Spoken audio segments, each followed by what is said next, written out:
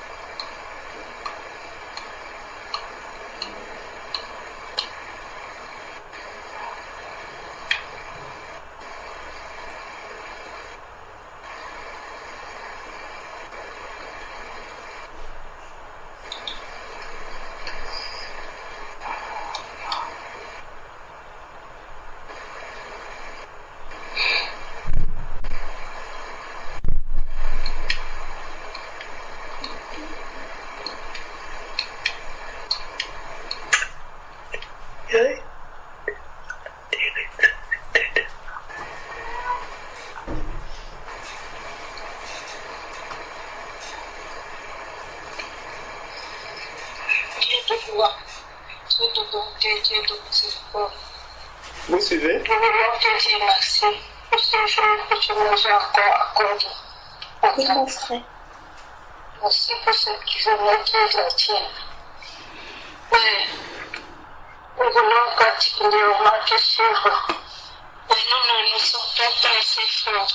Nous voulons tout abandonner, tout laisser derrière nous pour te suivre.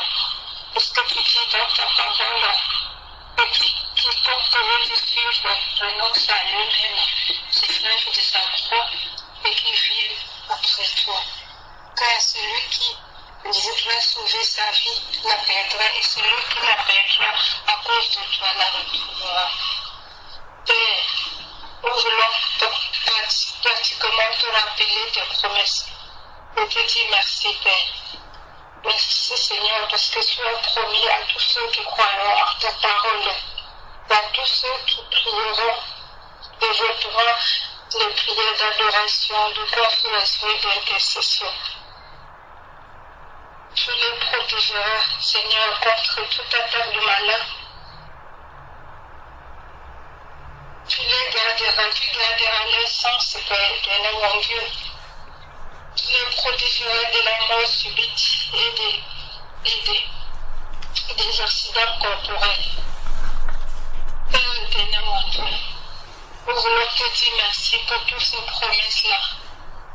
Tu as promis à tous ceux qui participeront à une retraite spirituelle et qui se consacreront entièrement à toi, verront leurs intentions et leurs prières exaucées. Tu as dit, par ta puissance, tu feras de nombreux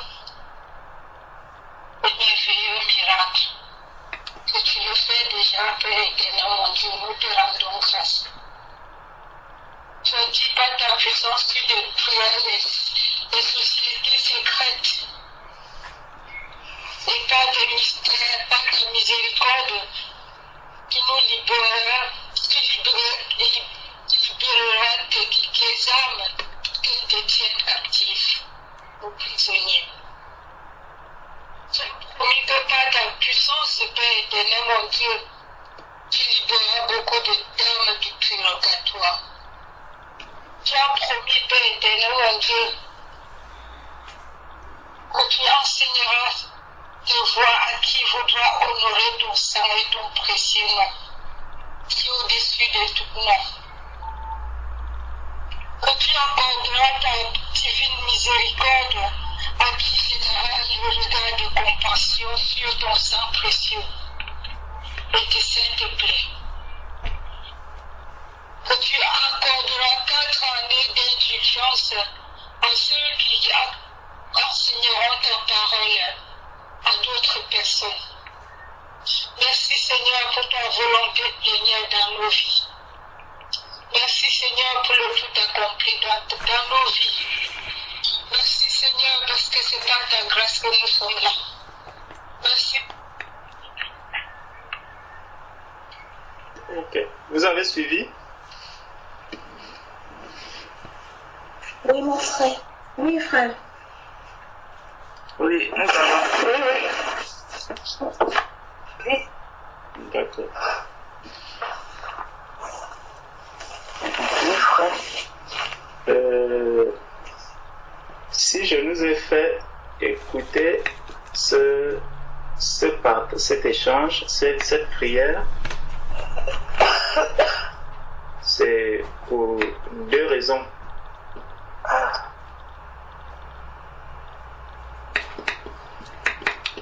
C'est pour deux raisons. La première, c'est que la Bible nous dit, quand nous lisons dans le livre de Job, il y a une scène qui s'est produite.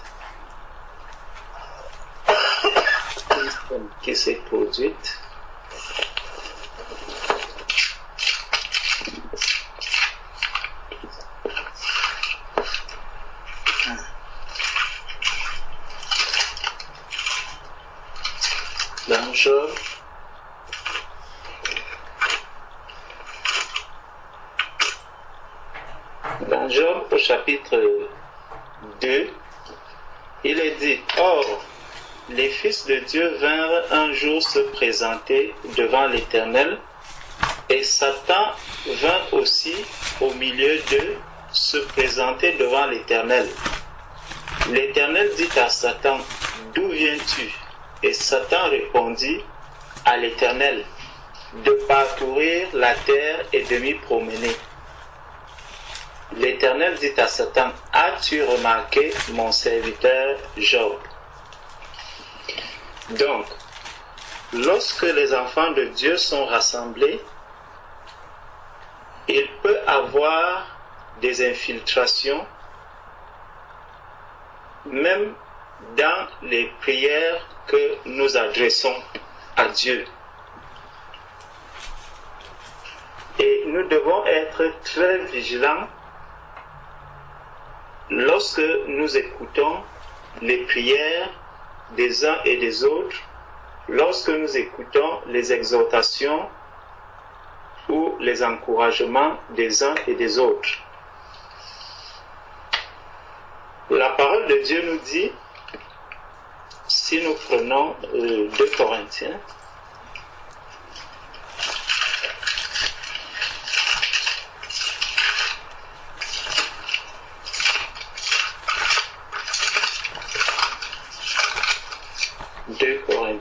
chapitre 1,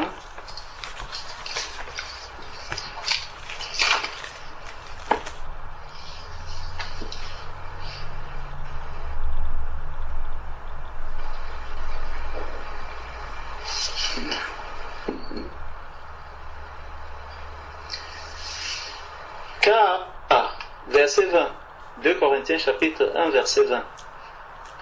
Car pour ce qui concerne toutes les promesses de Dieu,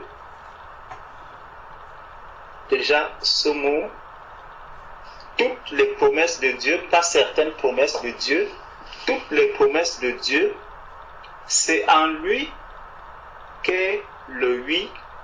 C'est pourquoi encore l'amen par lui est prononcé pour nous à la gloire de Dieu. Toutes les promesses de Dieu sont certaines et véritables. C'est ce que nous dit ces paroles, comme qui sont aussi ces promesses, elles sont certaines et véritables. C'est ce que dit Apocalypse chapitre 22 au verset 6, que toutes les paroles de Dieu sont certaines et véritables. Donc, lorsque dans une prière, je dis, Seigneur, tu as promis que ceux qui iront au purgatoire, tu les sortiras du purgatoire. Cette promesse n'est pas dans la Bible. Le Seigneur n'a pas prévu le purgatoire pour ceux qui croiraient en lui, pour les âmes. Il n'y a aucun verset biblique qui parle du purgatoire. il n'y a aucun verset biblique qui parle des promesses des 4 années de... C'était 4 années de quoi encore? Les 4 années soit pour les serviteurs de Dieu ou quoi? J'ai pas bien gardé tout ce qui était dit dedans, mais je pense que il faudrait vraiment qu'en tant qu'enfant de Dieu, lorsque nous sortons les 4 années d'indulgence, voilà, lorsque nous sortons une parole en disant que c'est une promesse de Dieu, donc nous faisons de Dieu le garant de cette parole. Ça veut dire que Dieu a promis réaliser telle ou telle chose. Et donc, si nous venons au devant du Seigneur dans une prière, dire que Dieu a promis le purgatoire pour ses enfants, la question c'est où est-ce que cela se trouve dans la parole de Dieu?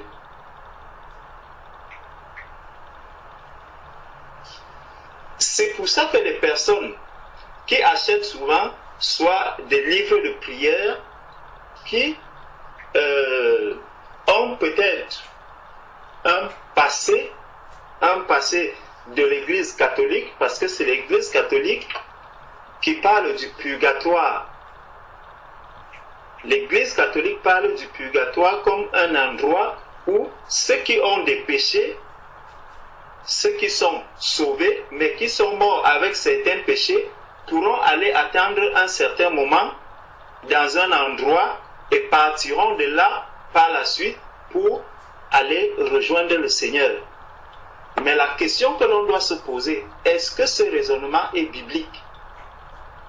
Sur quoi est-ce qu'on s'appuie pour parler du purgatoire?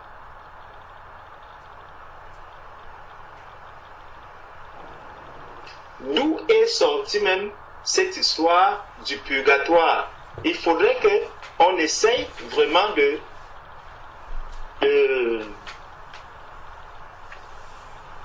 chercher, parce que le Seigneur nous a dit dans Jean 8,32, vous connaîtrez la vérité et la vérité vous affranchira. C'est la vérité qui peut amener un enfant de Dieu à attester que effectivement le purgatoire existe ou que le purgatoire n'existe pas. Lorsque nous regardons dans la parole de Dieu, nous ne voyons nulle part. La Bible nous dit dans Hébreux chapitre 9 verset 27, il est réservé aux hommes de mourir une seule fois, après quoi vient le jugement. Et on le voit dans l'histoire de Lazare et du riche homme dans Luc 16. C'est écrit là, noir sur blanc. On voit lorsque Lazare et le riche homme décèdent, il n'y a pas un endroit où ils vont s'arrêter pour attendre. Lazare n'attend nulle part. Le riche homme non plus. On nous dit qu'il est en proie au tourment. Donc il n'y a aucun endroit où le riche homme est en train d'attendre pour aller rejoindre le Seigneur par la suite. Ça n'existe pas. Ni même un endroit où Lazare est en attente pour aller rejoindre le Seigneur par la suite. Ça n'existe pas. On dit que lorsque Lazare décède, ce sont les anges qui viennent le prendre.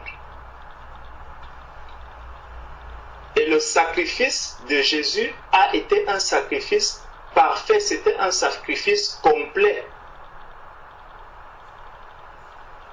Jean 3,16 nous dit, car Dieu a tant aimé le monde qu'il a donné son Fils, afin que quiconque croit en lui ne périsse pas, mais qu'il ait la vie éternelle. Il n'y a donc pas un endroit où celui qui a déjà été purifié par le sang de Jésus-Christ peut encore aller rester pour attendre un moment pendant lequel il va encore soit subir une pénitence, et durant ce moment, les personnes vont se mettre à prier pour lui pour que la personne aille rejoindre le Seigneur. Lorsque quelqu'un décède, les prières que les gens vont encore faire par la suite, toutes ces prières-là ne serviront à rien. C'est ce que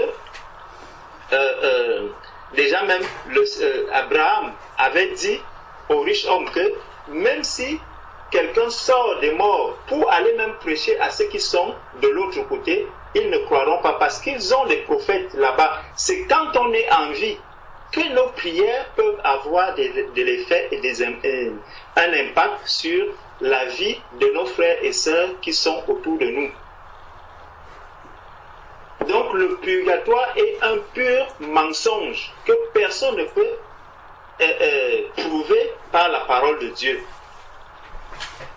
Personne n'est capable de prouver que le purgatoire existe à la lumière des Saintes Écritures. Parce que tout ce que la Bible nous dit concernant la mort, la vie après la mort, c'est que lorsque quelqu'un quitte la terre, soit il est sauvé, soit il est condamné. C'est clair et net. Donc il ne faut pas donner un faux espoir aux personnes. Si les gens ont à croire au Seigneur, si les gens ont à accepter le Seigneur, c'est pendant cette vie, pendant qu'ils sont encore sur la terre, pendant qu'ils peuvent encore choisir de servir Jésus ou de rejeter Jésus. C'est sur la terre que les hommes doivent le faire.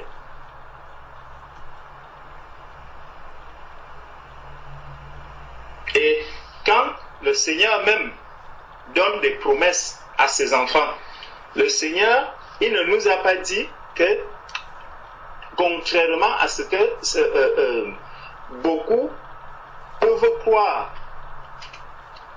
Regardons un peu.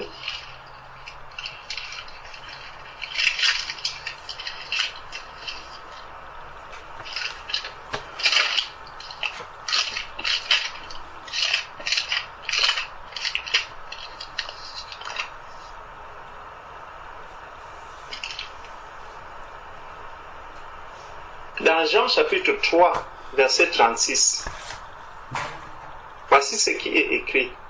Celui qui croit au Fils a la vie éternelle. Celui qui croit au Fils a la vie éternelle. Il ne dit pas aura la vie éternelle. Donc lorsque nous sommes encore sur la terre, nous sommes encore vivants, nous croyons au Seigneur Jésus-Christ, nous avons confessé Jésus-Christ comme notre Seigneur et notre Sauveur. La parole de Dieu me dit, et je dois croire à cette parole, que le Seigneur me dit, tu as la vie éternelle.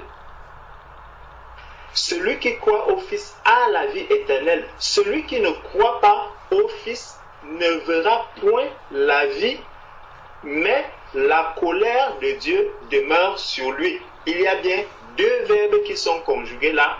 L'un est au présent, a la vie éternelle, et tandis que pour l'autre, il ne dit ne verra point.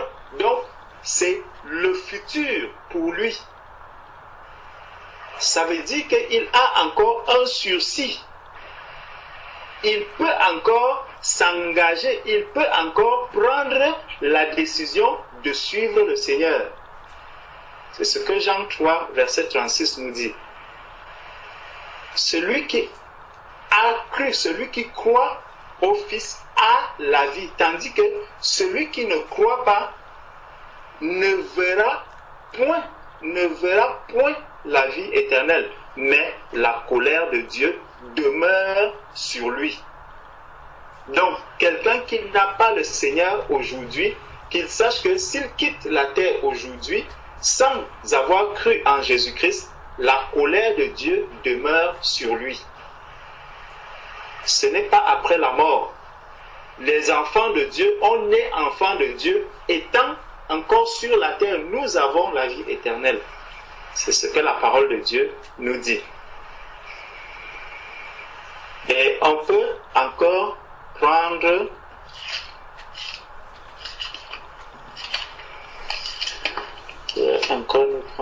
un autre verset que j'ai noté.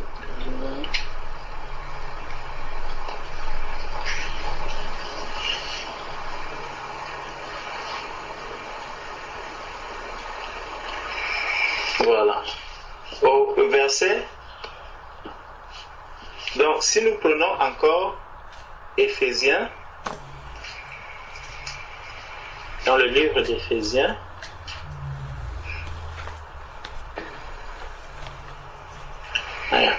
Éphésiens chapitre 2. Éphésiens chapitre 2 nous dit ceci. Vous étiez morts par vos offenses et par vos péchés, dans lesquels vous marchiez autrefois selon le train de ce monde, selon le prince de la puissance de l'air, de l'esprit, qui agit maintenant dans les fils de la rébellion. Nous tous aussi, nous étions de leur nombre, et nous vivions autrefois selon les convoitises de notre chair, accomplissant les volontés de la chair et de nos pensées, et nous étions, ça c'est toujours au passé, par nature des enfants de colère comme les autres. Mais Dieu qui est riche en bonté, riche en miséricorde, à cause du grand amour dont il nous a aimés,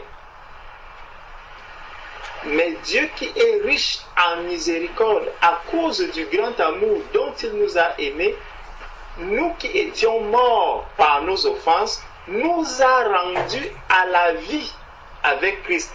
C'est par grâce que vous êtes sauvés. Donc c'est par grâce que vous êtes sauvés. Si nous sommes donc sauvés par la grâce, à quoi servirait donc le purgatoire où tu dois encore aller payer pour les péchés que tu portes après la mort? Si tu quittes cette terre avec des péchés, ça est que tu te retrouves encore dans un endroit temporaire où tu iras souffrir et où les hommes sur la terre doivent prier pour que tu partes de là et partir. Ça veut donc dire que c'est les effets de ces prières-là qui vont t'amener à sortir du purgatoire. Celui donc qui n'a pas l'argent pour aller payer une messe que le prêtre va donner, comment est-ce qu'il sortira donc de ce purgatoire? Imaginez Lazare, qui était ce pauvre, qui mangeait sous la table du riche homme, qui pouvait aller payer pour que Lazare, on prie pour lui, pour qu'on fasse une messe pour Lazare. Qui pouvait aller payer? Ça veut dire que Lazare serait resté dans ce purgatoire sans être sauvé. Ça veut donc dire que si tu es riche et que tu quittes cette terre, tu vas au purgatoire, puisque tu as beaucoup d'argent, ton argent est donc capable de te sauver, puisque on va faire beaucoup de messes dans le monde entier, on va prier, on va intercéder pour que tu sortes du purgatoire et que tu ailles auprès de Jésus-Christ. Ça encore, c'est du mensonge. L'argent ne peut sauver personne. L'argent ne peut amener personne à se rapprocher de Jésus-Christ. Tout ça, il faut que les enfants de Dieu, que nous comprenons, nous examinons toutes choses avec la parole de Dieu. Nous devons tout examiner. Donc, on peut encore prendre, continuons, on va prendre encore un autre verset.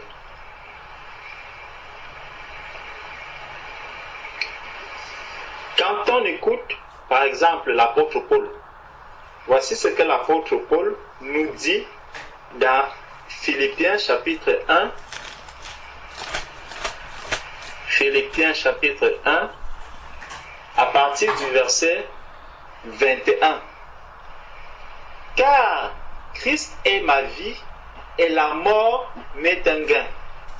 Mais s'il est utile pour mon œuvre que je vive dans la chair, je ne saurais dire ce que je dois préférer. Je suis pressé des deux côtés. J'ai le désir de m'en aller et d'être avec Christ. Ce n'est pas dans un endroit quelconque, un endroit intermédiaire, non.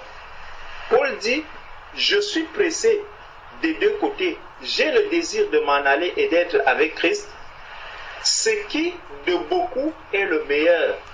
Mais à cause de vous, il est nécessaire que je demeure dans la chair. Donc Paul dit encore Et il ne tient pas ce langage-ci pour quelqu'un d'autre, en leur disant que bon, il y aura quand même, je vous exhorte ou je vous encourage à vraiment mortifier votre chair pour que lorsque vous quittiez la terre, au moins pour que vous puissiez d'abord vous arrêter au purgatoire. Nulle part dans la parole de Dieu, les choses ne sont présentées de la sorte. Mais on voit que toutes les personnes qui sont là, le Seigneur, soit il les conduit directement auprès de lui, soit c'est des personnes qu'il éloigne de lui et l'éloignement est définitif. Jean-Charles demande que je le connecte.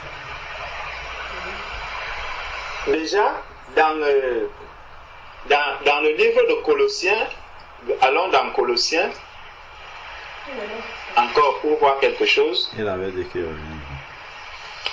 C'est un verset que nous connaissons tous.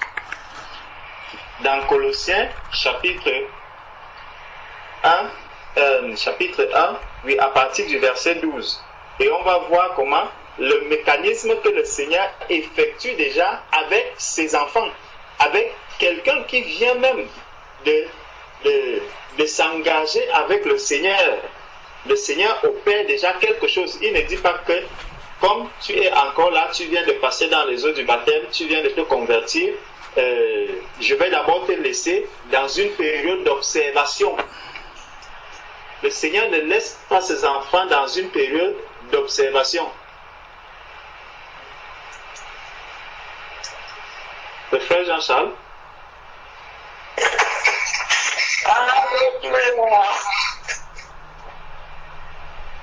Gloire au Seigneur. Amen. Le Seigneur ne laisse pas ses enfants dans une période d'observation. Donc quelqu'un qui vient de naître de nouveau, le Seigneur ne le laisse pas dans une période d'observation pour faire de lui un véritable enfant de Dieu. Je dis même un véritable enfant de Dieu, un enfant de Dieu. Donc il n'y a pas une étape intermédiaire entre païen et enfant de Dieu. Soit on est païen, soit on est enfant de Dieu. Il n'y a pas d'étape intermédiaire. Le Seigneur nous dit donc ici, dans Colossiens chapitre 1, à partir du verset 12, il dit: rendez grâce au Père qui vous a rendu capable d'avoir part à l'héritage des saints dans la lumière, qui nous a délivrés de la puissance des ténèbres et nous a transportés dans le royaume du Fils de son amour. Regardez le travail que le Seigneur fait. Est-ce que lorsque le Seigneur fait ce travail-ci avec nous, nous avons déjà atteint la perfection? Nous n'avons pas encore atteint la perfection, mais le Seigneur a déjà fait ce travail.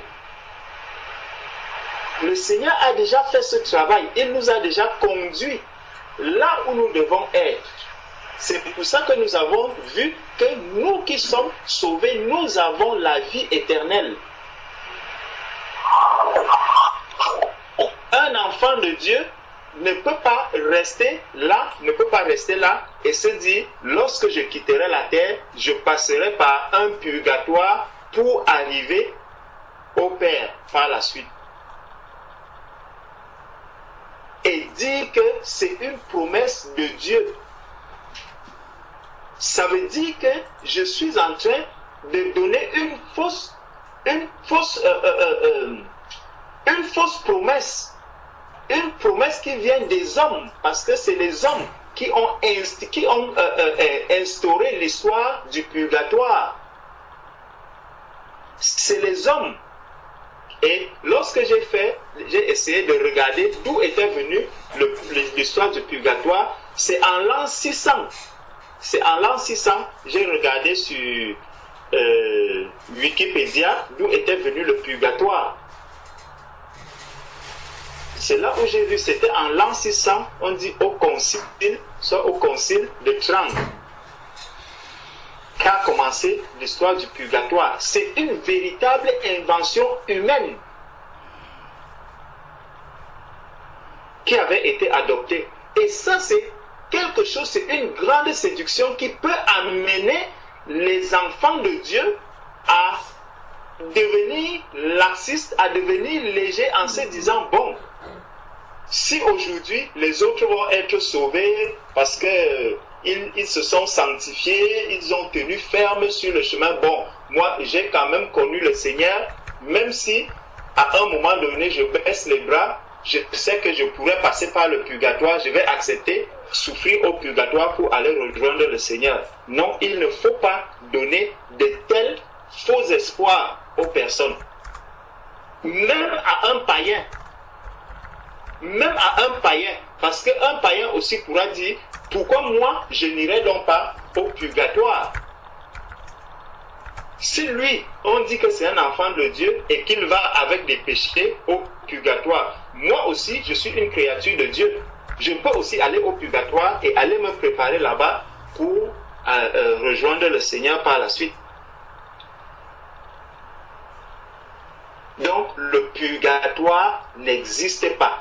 Même les catholiques ne peuvent pas prouver le purgatoire avec la parole de Dieu, avec la Bible qu'ils lisent. Ils ne peuvent pas le prouver.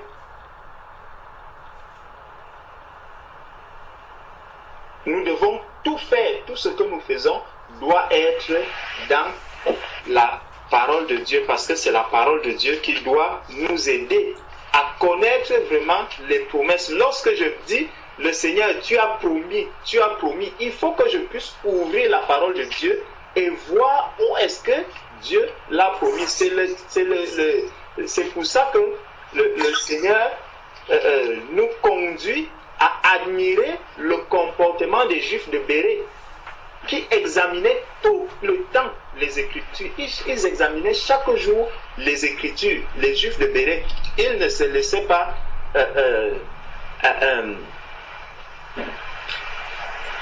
emporter par les doctrines, bien que ces doctrines viennent même de l'apôtre Paul.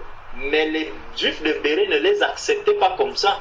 Ils examinaient d'abord les Écritures avant d'accepter quoi que ce soit. Avant toute chose, ils venaient d'abord au pied du Seigneur pour voir ce qui devait arriver. Quand on regarde un peu la manière dont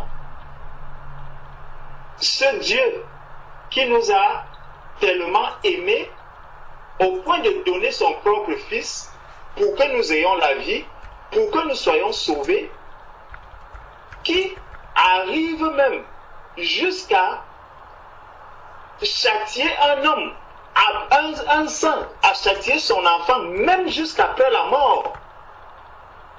Jusqu'après la mort, parce que si le purgatoire est un endroit où on va encore aller subir des punitions et où il va falloir prier,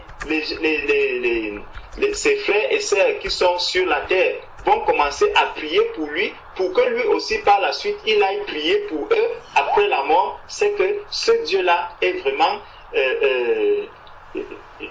je ne sais pas comment on peut parler de l'amour de Dieu, comment on peut dire que nous sommes sauvés par la grâce de la sorte. Dans 1 Jean chapitre 4, il nous est dit, là, tel il est, tel nous sommes aussi dans ce monde. C'est en cela que l'amour est parfait en nous, afin que nous ayons de l'assurance au jour du jugement. Regardons bien, nous devons avoir l'assurance.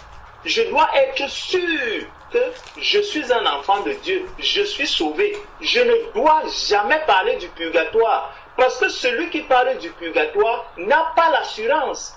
C'est un endroit intermédiaire. Donc à cet endroit intermédiaire, rien ne te rassure que tu iras auprès du Seigneur. Donc encore un faux espoir, une fausse, je n'appellerai même pas ça doctrine. C'est un faux message, le message sur le purgatoire. Le purgatoire n'existe pas. Nous devons avoir l'assurance de notre salut. Un enfant de Dieu doit avoir l'assurance de son salut. Verset 18. La crainte n'est pas dans l'amour, mais l'amour parfait bannit la crainte, car la crainte suppose un châtiment, et celui qui craint n'est pas parfait dans l'amour. Celui qui craint n'est pas parfait dans l'amour. Ça veut donc dire que si je suis là en train de dire, mais comment est-ce que je vais même faire si je quitte la terre? C'est pour ça que quand tu demandes à un musulman, lorsque tu quittes la terre, est-ce que tu es sûr d'être sauvé? Il te demande qui est d'abord sûr d'être sauvé. Tu dois avoir l'assurance que vraiment, lorsque je suis en train de partir de cette terre, je suis en accord totalement avec le Seigneur. Tu dois être capable de dire comme l'apôtre Paul, j'ai combattu le bon combat, j'ai achevé la course. Cette assurance doit s'asseoir dans notre cœur, non pas l'assurance d'un certain purgatoire. Un purgatoire, une période intermédiaire, une zone intermédiaire où je ne sais pas si les saints ne prient pas pour moi, ça veut dire que je serai perdu. S'il n'y a personne qui me connaît derrière, ça veut dire que je suis perdu. Il n'y a pas de corruption. Le Seigneur ne nous fait pas payer le salut par quoi que ce soit. Jésus-Christ a payé pour notre salut. Il a payé pour le rachat de nos âmes. C'était une fois pour toutes. Il ne faut pas croire à ces mensonges qui concernent le purgatoire. Le purgatoire est une pure invention humaine. Une pure invention humaine.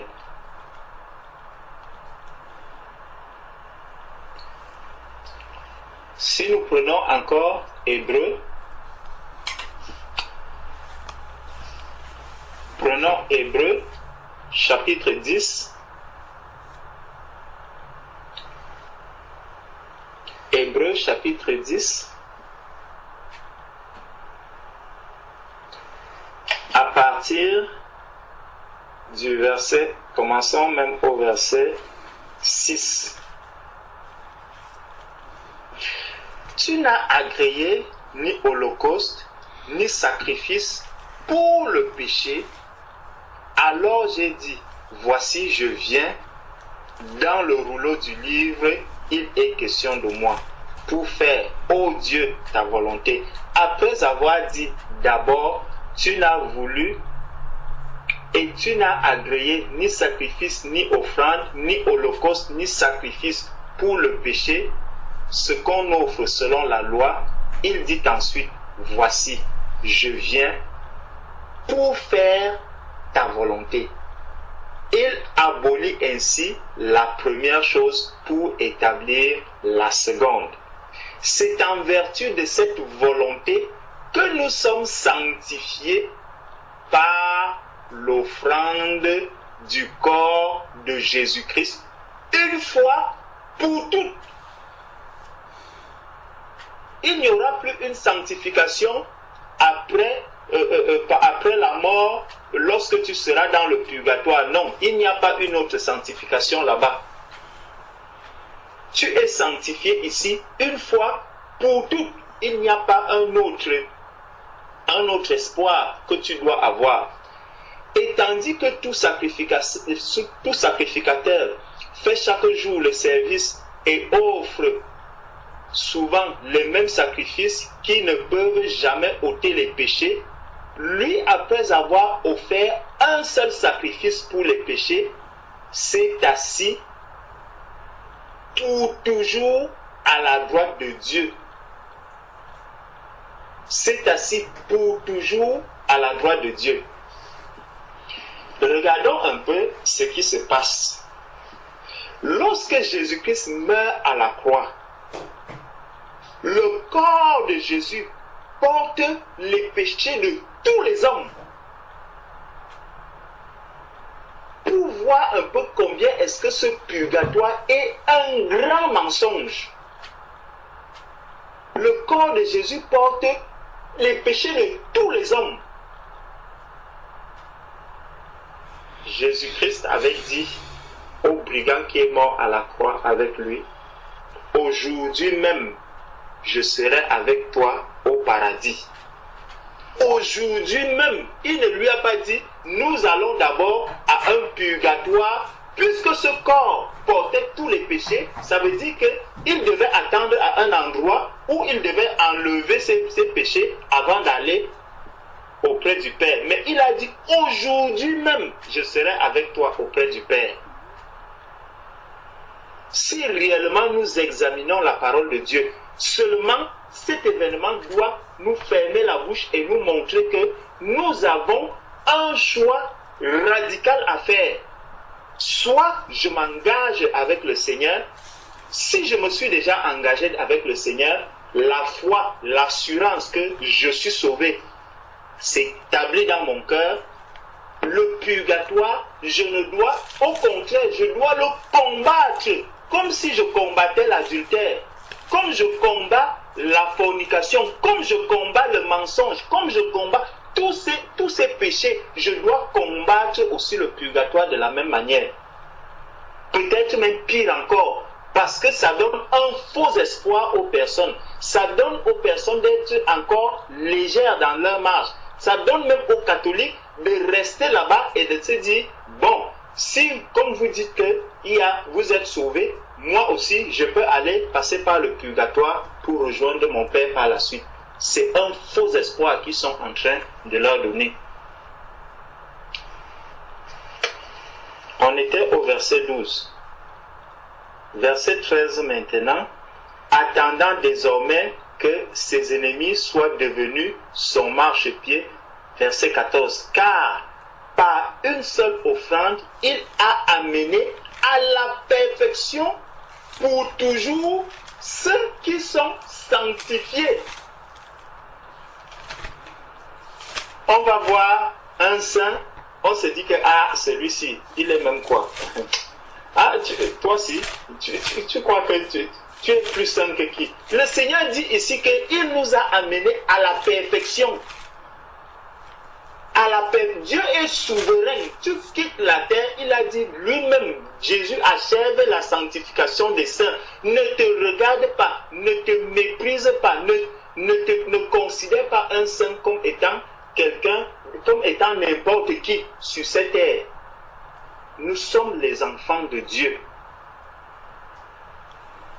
Nous sommes les enfants de Dieu. Cette assurance doit s'asseoir dans notre cœur. Et ça nous donne la force de pouvoir combattre l'ennemi, de pouvoir combattre celui-là, l'ennemi de nos âmes. Nous devons le combattre si nous avons cette assurance. Si tu te dis, lorsque je quitterai la terre, je pourrai passer par le purgatoire. Comment tu peux donc passer devant Satan et lui dire que, au nom de Jésus, sors d'ici? Il va te dire, toi-même là, quelle est ta position devant le Seigneur? Tu ne connais pas ta position et tu viens me dire, pars d'ici.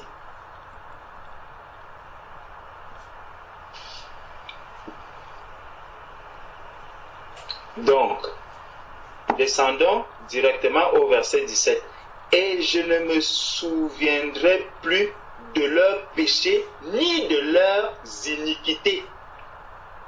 Donc, lorsque le Seigneur pardonne les péchés, il dit qu'il ne se souviendra plus de nos iniquités ni de nos péchés. Lorsque tu es pardonné, c'est définitif. Le Seigneur nous dit, celui qui confesse ses péchés et qui les délaisse obtient miséricorde. Donc, un enfant de Dieu ne peut pas avoir cette espérance que après la terre, j'espère passer par le purgatoire. Non. Il faut enlever ça de nos pensées. Lorsqu'une telle pensée arrive, même que je dise loin de moi Satan, je ne suis pas quelqu'un qui passera par un purgatoire. Même le païen ne passera pas par le purgatoire. Personne, c'est une invention humaine. Donc, on va finir avec... Je vais encore nous prendre un verset. Je vais m'arrêter là.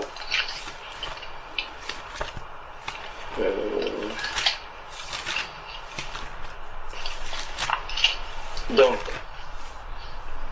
1 Jean, chapitre 1,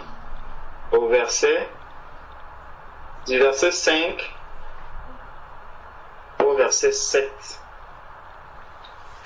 La nouvelle que nous avons apprise de lui et que nous vous annonçons, c'est que Dieu est lumière et qu'il n'y a point en lui de ténèbres. Bon, Dieu est lumière, il n'y a point en Dieu de ténèbres. Le monde est sous la puissance de l'ennemi, donc le monde est dans les ténèbres. Le purgatoire est donc dans quel état? Dans la lumière ou un mélange de lumière et de ténèbres, ou c'est une lumière tamisée.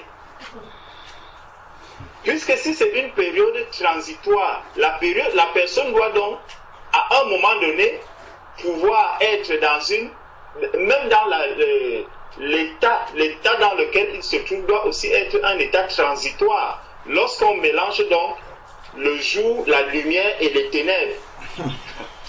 Vraiment. Quel accord y a-t-il entre la lumière et les ténèbres? C'est ce que la parole de Dieu nous dit. Dans le purgatoire, quel est donc l'état dans lequel on se trouve? Dans quel état? Dans un état intermédiaire, puisqu'on dit que si nous disons que c'est un état intermédiaire, il faudrait donc que la personne qui se trouve à cet endroit puisse vivre à la fois un petit enfer et un petit paradis. Il vit un petit enfer, donc c'est un mélange, un panaché d'enfer et de paradis qu'il devrait vivre à cet endroit. Si c'est le purgatoire, puisque c'est le dernier endroit où il va passer, soit il va auprès du Père, si on a prié pour lui sur la terre, si les gens ont suffisamment donné de l'argent pour faire des messes. Donc, dans quel état se trouve le purgatoire? Et après combien de temps en sort-on? Pour aller maintenant, pour savoir que tous tes péchés maintenant ont été lavés. Maintenant, tu peux sortir. Combien de prières est-ce que les prêtres vont faire pour savoir que maintenant celui-ci a déjà été totalement purifié, totalement nettoyé, pour qu'il passe de l'autre côté? Toutes ces questions-là, il faudrait que ceux qui croient au purgatoire puissent répondre. Donc, verset 6. Si nous disons que nous sommes en communion avec lui et que nous marchons dans les ténèbres, nous mentons et nous ne pratiquons pas la vérité. Donc, je ne peux pas dire que je suis lumière et mener et vivre dans les ténèbres. C'est impossible, c'est ce que la parole de Dieu nous dit ici. Je ne peux pas dire que je suis lumière et vivre dans les ténèbres. Parce que si dans le purgatoire, il y a des ténèbres, ça ne correspond pas à ce que la parole de Dieu dit. Verset 7. Mais si nous marchons dans la lumière, comme il est lui-même lumière, et comme il est lui-même dans la lumière, nous sommes mutuellement en communion et le sang de Jésus, son Fils, nous purifie de tout péché. C'est sur la terre que ça se passe. Ce n'est pas après la mort. Nous sommes purifiés pendant que nous sommes sur la terre. Nous devenons enfants de Dieu pendant que nous sommes sur la terre. Dieu n'est pas le Dieu des morts, il est le Dieu des vivants. Donc, lorsque je suis encore en vie sur la terre, je dois choisir où est-ce que je vais. Je dois m'engager avec le Seigneur. Je dois prendre position par rapport à la vérité et vivre une vie de sanctification pour aller là où le Seigneur Jésus est en train de me préparer une place. Je dois préparer ce moment-là maintenant. Je dois m'accrocher à la vérité. Je vais persévérer en sachant là où je vais. Je vais prier en sachant là où je vais. Je vais même accomplir les œuvres que Dieu a préparées d'avance pour moi en sachant là où je vais. tout ce que je fais, je vais même annoncer Christ en sachant là où je vais. Je vais louer le Seigneur parce que je sais là où je vais. Si je veux même rendre visite aux personnes, je vais rendre visite aux personnes en sachant là où je vais. Parce que j'ai cette assurance-là en moi. Voilà pourquoi je vais faire tout ce que je suis en train de faire. Et c'est pour ça que la parole de Dieu nous dit que les œuvres ne nous sauvent pas. Mais parce que nous sommes sauvés, alors nous accomplissons ces œuvres pour amener encore les âmes davantage au Seigneur et pour manifester maintenant l'amour du Seigneur dans le monde, comme Jésus-Christ lui-même est venu le faire. Donc, nous n'avons pas à parler du purgatoire, à espérer que, dire que le Seigneur a fait une promesse qu'il viendra tirer les âmes qui sont au purgatoire, que c'est une promesse, ça n'a jamais été une promesse de Dieu. Pour les 4 années de... C'était 4 années de quoi? 4 années d'indulgence. Ce point, c'est même maintenant que je viens encore de suivre ce point de 4 années d'indulgence. Ça, je n'ai même pas écouté ça. Je ne l'ai même pas suivi. Donc, il faut vraiment que l'on soit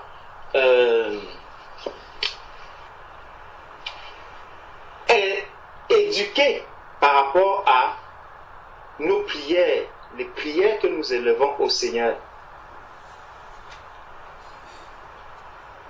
Les livrets de prière que les gens achètent, ce n'est pas bon. La prière doit être un échange entre Dieu et moi. Un échange, je dois parler à mon Dieu. Je dois m'adresser à Dieu. Il ne faudrait pas que j'arrive, je dise, je vais prier aujourd'hui. Quel est même le livret de prière pour aujourd'hui? Voici la prière, je me mets à lire. Si je veux même lire une prière, il faudrait que j'ai déjà bien examiné ce qui est écrit là-dedans. À la lumière des Saintes Écritures, que l'Esprit ait attesté que oui, ça c'est une prière d'un saint. Ça c'est une prière que Jésus lui-même a faite. Donc lorsque je me mets aussi à prier conformément à ce que Jésus a dit, je sais que je suis dans la volonté de Dieu. Donc, n'accusons pas Dieu, ne faisons pas de Dieu quelqu'un qui ne tient pas ses promesses. Parce que si quelqu'un entend, Dieu a dit, il va ressusciter, il viendra chercher les âmes du purgatoire, il viendra faire ceci, et qu'un enfant de Dieu, lui, il dise que non, moi je ne crois pas au purgatoire, ça sera un problème. Donc, Dieu n'a jamais dit qu'il ira tirer son enfant du purgatoire. Dieu n'a pas réservé un autre endroit pour ses enfants que là où il est. Jésus a dit, je vais vous préparer des places afin que là où je suis, vous y soyez aussi. C'est l'assurance que nous devons avoir. Si le Seigneur doit châtier son enfant, si le Seigneur doit redresser son enfant, c'est pendant qu'il est encore vivant que le Seigneur va nous amener à la correction, qu'il va nous éprouver. C'est pendant que nous sommes encore sur la terre. Ce n'est pas après la mort. Donc vraiment, bien-aimés, soyons beaucoup vigilants lorsque nous prions et veillons les uns sur les autres. Soyons attentifs aux prières que nous élevons vers le Seigneur. Voilà, mes frères et sœurs, ce que je voulais, là où je voulais attirer notre attention ce soir. Soyez bénis. Amen. Merci. Amen. Amen. Moi, j'ai fait l'école de la maternelle jusqu'au cours moyen 2, j'ai fait l'école catholique. Donc, voilà. Du coup, je faisais les études publiques, on faisait les trucs, on faisait le, comment on appelle ça, on appelle ça. On apprenait le christianisme, comment on voulait nous baptiser. Il fallait apprendre même comment faire. Je connais la définition du baptême, je connais, selon ce qui est écrit dans le livre catholique, je connais la définition du sacrement, je connais la définition de tous ces trucs-là. Et je connais réciter le je crois en Dieu, je connais notre Père, tout ça, selon les trucs que j'ai appris quand j'étais catholique. Donc, tout ce truc-là, c'est quand j'étais catholique. Donc, c'est vrai, au moment de prier, il y a 2 jours, je ne sais pas pourquoi le Seigneur m'a mis à cœur de mettre les promesses. Et quand j'ai mis les promesses, tout ce qui me revenait, c'est ce que j'avais appris. C'est ça qui me revenait quand ça venait. Et quand j'étais enfant, je ne cherchais même pas à savoir ce que ça voulait dire purgatoire. Purgatoire, parce que quand on fait la on disait qu'il reviendra à coucher les vivants et les morts. Et moi, je disais que purgatoire, pour moi, c'est là où le sang revient pour juger les vivants et les morts. Donc, je ne connaissais pas ce que ça veut. Et maintenant, quand ça me réveille, donc, que le purgatoire, c'est là où on est mort et on a le jugé là, maintenant. Donc, voilà autant. Moi, c'est ma faute parce que j'aurais dû réexaminer les promesses que j'avais apprises il y a longtemps. Moi, je n'ai pas de livres, je n'achète même pas de livres. Moi, je ne sais même pas pourquoi, mais je n'ai pas le courage d'acheter un livre. Je n'ai jamais acheté un livre de Dieu. À part la Bible, je n'achète rien du tout. Donc, voilà. Si c'est une question de livres qu'on dit qu'à acheter là, moi, je n'achète même pas. C'est rare que tu peux acheter un livre comme ça. Mais c'est tout récemment qu'on faisait, on vendait les livres comme ça, c'était pour aider les gens dans les problèmes. Avant que j'ai acheté, mais je n'ai même jamais lu parce que ça n'a pas rapport avec le Christ. J'ai aussi acheté juste pour aider les gens, c'était tout. Mais dit que les livres en Christ, moi je ne les achète pas. Donc voilà, je suis désolée si j'ai dû prononcer quelque chose, c'est quelque chose que j'avais acquis, j'étais enfant. Quand on est enfant, quand on apprend les choses, c'est difficile que ça autant qui on dit que Dieu était dans le catholicisme. C'est quand je grandissais que j'étais réveillée tout doucement, après je suis allée vers les protestants. Mais avant, j'étais dans le catholicisme. Ce qui fait que le notre père, même le nom du père, là, j'ai eu à la quitter. C'est à chaque fois qu'à l'église, je me faisais le signe de croix. Quelque chose qu'il a fallu du temps pour que je quitte le signe de croix. Et c'était quelque chose que moi, si j'avais appris ça, que je devrais faire ça. Et avec le temps, j'ai compris que ça ne sert à rien. Donc, il faut que tout doucement, vous nous exhortez comme ça. Et c'est vrai que j'aurais pu refaire un flashback sur les promesses avant de les dire. Mais je me suis rappelé de ce que j'ai fait, ce que on nous faisait réciter quand on était catholique. Donc, c'est quelque chose qu'on nous poussait à réciter. Donc, on avait au moins 1h30 chaque jour à l'école pour réciter ça. Donc, si on ne récite pas, on n'entre pas dans la classe. C'est pour ça, c'était resté dans ma tête.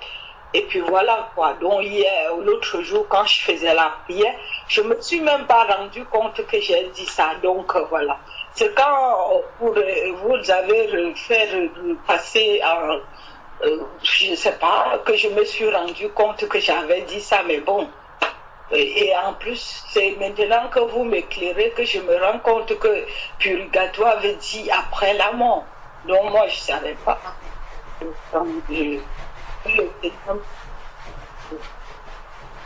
rends parce que là, on dit qu'on puisse vraiment réveiller sur cela. Parce que parfois on fait des choses, on ne se rend même pas compte qu'on est en train de faire l'erreur. Donc voilà. Et si le Seigneur permet qu'on nous reprenne, moi, ça me fait toujours plaisir quand on me reprenne pour que ça me permette de connaître. Et chez le public, que ça veut le temps que je vais me libérer de ça, parce que c'est des trucs que c'était déjà ancré en moi. Donc, c'est quelque chose que j'avais longtemps récité. Donc, quand tu récites longtemps quelque chose, ça demeure en toi. Mais pour que tu te libères de ça, il faut que ça parte peu à peu. Donc, moi, c'est ça.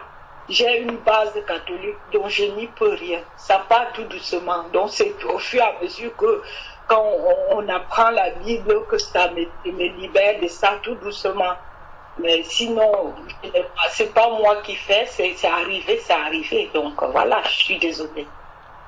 Que le Seigneur me pardonne. Allô. Bon, ma soeur, moi je pense que vous n'êtes pas la seule dans cette situation.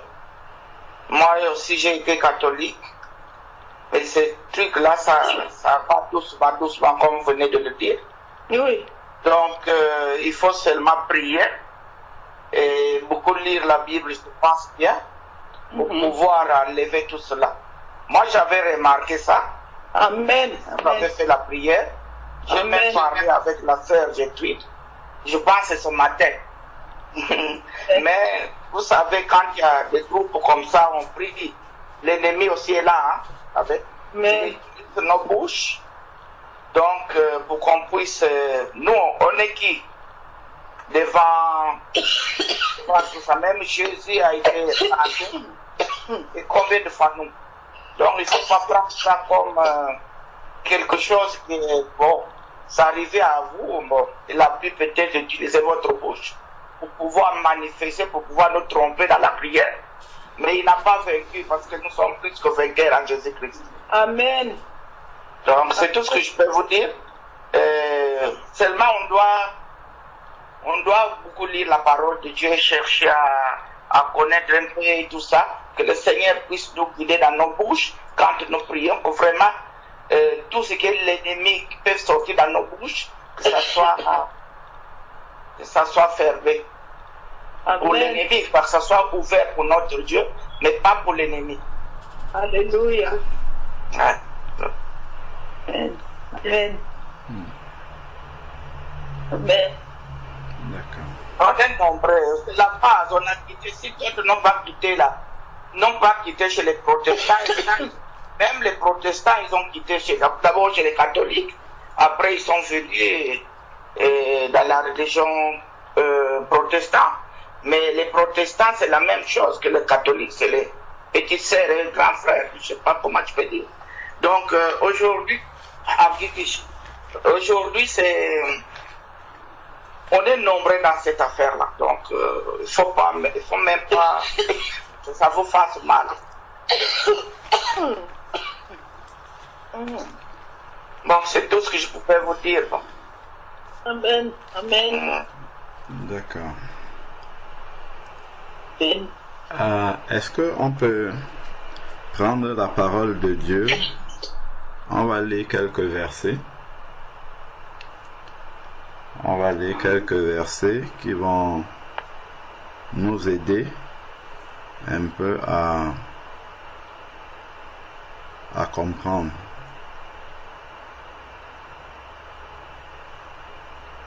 Dans le premier verset, c'est dans Éphésiens chapitre 6. Éphésiens chapitre 6, verset 16.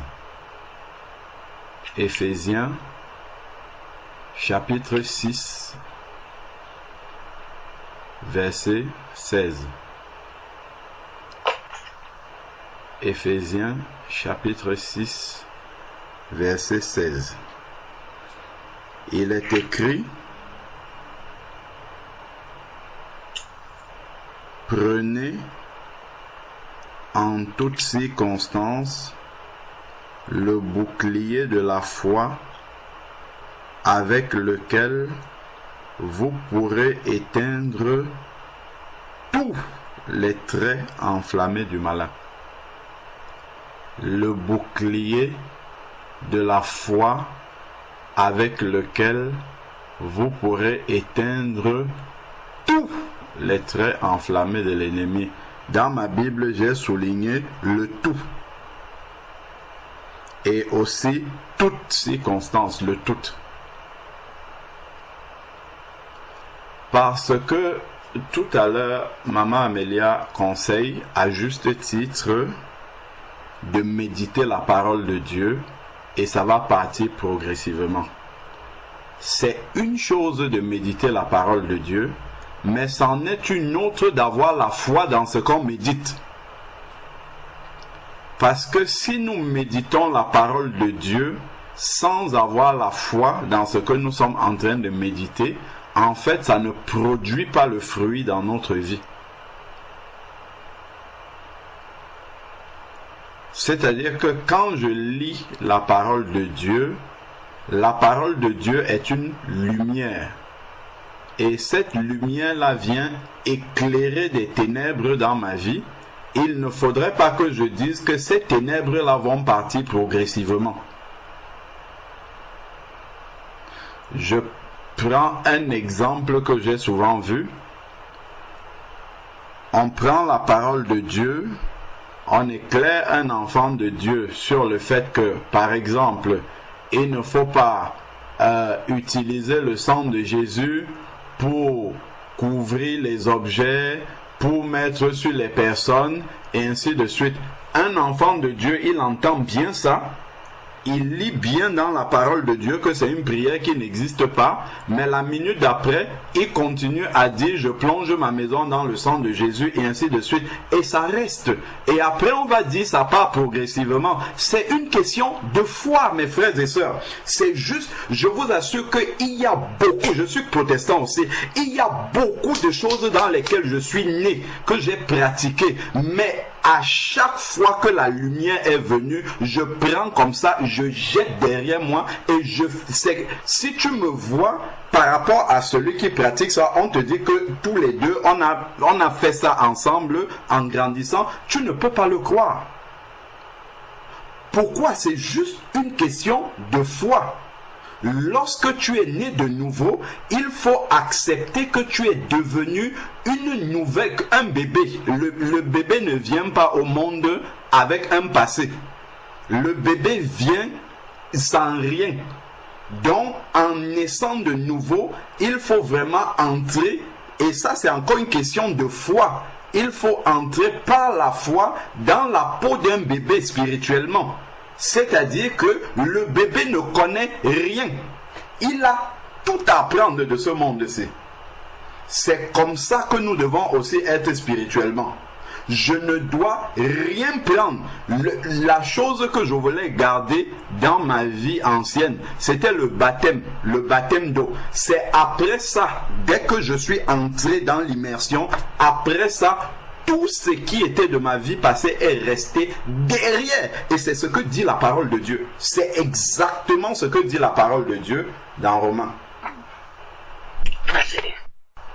C'est vraiment une question de foi, mes frères et sœurs. Moi, je crois qu'un enfant de Dieu qui est né de nouveau véritablement, parce que la parole de Dieu le dit, à l'instant où il est né de nouveau, il peut tout abandonner. Je vais vous donner un exemple précis d'une personne que j'ai vue. C'était une catholique pratiquante, bien pratiquante, imprégnée dans le catholicisme.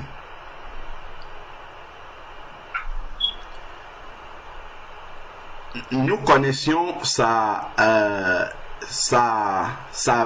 cousine, je crois. D'ailleurs, c'est la sœur. C'est la sœur Marie-Lydie. Elle saura de qui je suis en train de parler. Donc, elle est venue rendre visite. J'avais partagé ce témoignage-là déjà avec certains au milieu de nous. Elle était venue rendre visite à sa cousine que nous on connaît. Et à l'occasion du lorsque Raphaëla avait eu 1 an, on avait fait une action de grâce. Parce que le Seigneur a fait beaucoup de choses dans la vie de Raphaëla, surtout la première année. Donc on avait invité des personnes qui étaient là. Et à cette occasion-là, le Seigneur m'avait conduit à prendre la parole et à prêcher à ceux qui étaient là, à témoigner publiquement. Et pendant que j'étais en train de témoigner, à un moment donné, j'ai commencé à prier. Et en priant, j'ai éclaté en sanglots. Je pleurais à chaudes larmes devant près de 60 personnes ici à la maison. Et j'ai dû laisser les personnes. Je suis parti aux toilettes en pleurant. Et la cousine de la fille dont je vais parler, de la sœur, parce que c'est une sœur maintenant. Les deux étaient catholiques. Elle était là. Elle a vu ce qui s'est passé et ça l'a énormément troublé de voir que quelqu'un parle de Dieu jusqu'à pleurer au milieu des personnes. Et lorsqu'il repartait, il y a une petite brochure que j'avais écrite sur le retour de Jésus que j'ai distribuée à ceux qui ont voulu prendre, qui étaient là. Et elle venait d'Italie. Elle ne nous connaissait pas.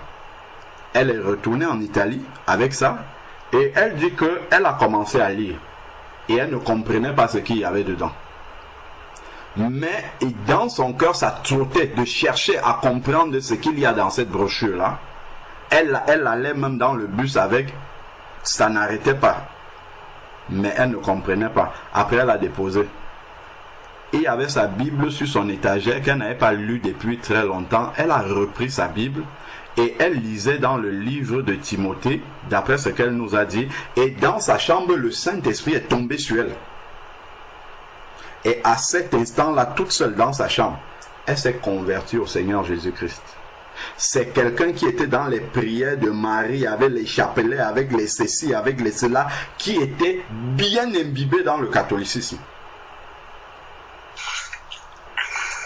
Cette sœur-là, lorsque le Saint-Esprit est tombé sur elle, comme ça, catholique de son état, elle a demandé le baptême d'eau par immersion.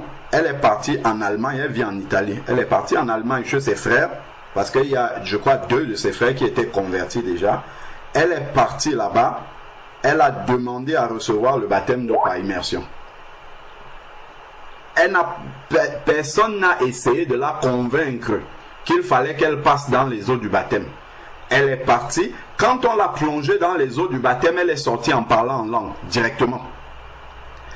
Elle a commencé à mettre le foulard. Personne ne lui a demandé de mettre ça. Elle a changé, je dis radicalement, tout ce qui est du catholicisme, les livres de prière, les chapelets, tout. Elle a tout jeté sans que personne ne lui dise rien du tout.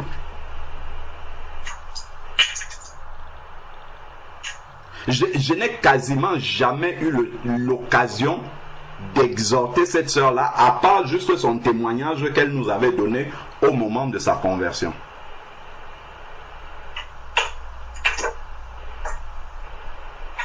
Pourtant, une vraie catholique, avec tout l'arsenal. C'est vraiment, mes bien-aimés, une question de foi. Si je crois que c'est progressivement, aujourd'hui je vais abandonner la prière, je vous salue Marie, après-demain je vais abandonner le signe de croix, après-demain je vais abandonner ça, c'est ce qui va se passer. Mais si je crois que je suis une nouvelle créature, et que quand le Seigneur est venu, il a pris ce qui était de l'ancien, et il a englouti dans la mort de Jésus-Christ. C'est ce qui est dit du baptême. Romains chapitre 6. Vous avez été ensevelis avec lui dans le baptême. Donc nous sommes l'ancien nous. Le baptême que nous voyons là, nous voyons souvent, on plonge quelqu'un, quand il sort, on dit là-haut, son nom est écrit. Il y a une puissance spirituelle qui se passe à ce moment-là. Il y a un déchargement. Tout le catholicisme là est resté dans l'eau du baptême. Avec ses prières, avec ses chapelets, avec tout ça, c'est resté dans l'eau du baptême. C'est dans l'eau du baptême que tout cela est resté. C'est ce que Dieu a fait. Et il nous demande juste de croire. Si je crois que je suis devenu un enfant de Dieu et qu'il m'a donné son esprit, et que lorsque je vais ouvrir ma bouche, c'est l'Esprit de Dieu qui va parler. L'Esprit de Dieu ne dira jamais « Je vous salue Marie ». L'Esprit de Dieu ne dira jamais « Le purgatoire a fait ceci ». C'est parce que lorsque je prie, je suis distrait. Ma soeur Ingrid, c'est la distraction quand tu pries. Il faut mettre le doigt là où ça fait mal. C'est la distraction. C'est parce que tu n'écoutes pas le Saint-Esprit. Lorsque tu es en train de prier, c'est pour ça qu'il peut y avoir des infiltrations. Si tu es concentré lorsque tu es en train de prier, en fait, tu vas juste laisser sortir ce que l'Esprit de Dieu est en train de dire. Parce que l'Esprit de Dieu ne va jamais... Je crois que même à nous, c'est déjà arrivé, au contraire, de dire des choses dans la prière, des choses qui sont de la parole de Dieu, mais qu'on ne connaissait pas. Nous sommes en train de prier comme ça, et l'Esprit de Dieu commence à dire des choses dans notre bouche. Ce sont des choses qui sont dans la Bible, mais qu'on n'avait jamais vues. Ça montre vraiment comment le Seigneur a dit que l'Esprit de vérité viendra et il nous enseignera toutes choses et nous annoncera même les choses à venir. Mais l'Esprit de Dieu ne va jamais aller taper dans ce qui n'est pas de la parole de Dieu alors que c'est lui qui a inspiré la parole de Dieu pour mettre ça dans notre bouche. Non.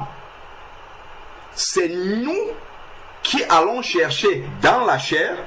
Parce que c'est la chair en nous qui est la mémoire de qui on était avant, c'est pas le Saint-Esprit.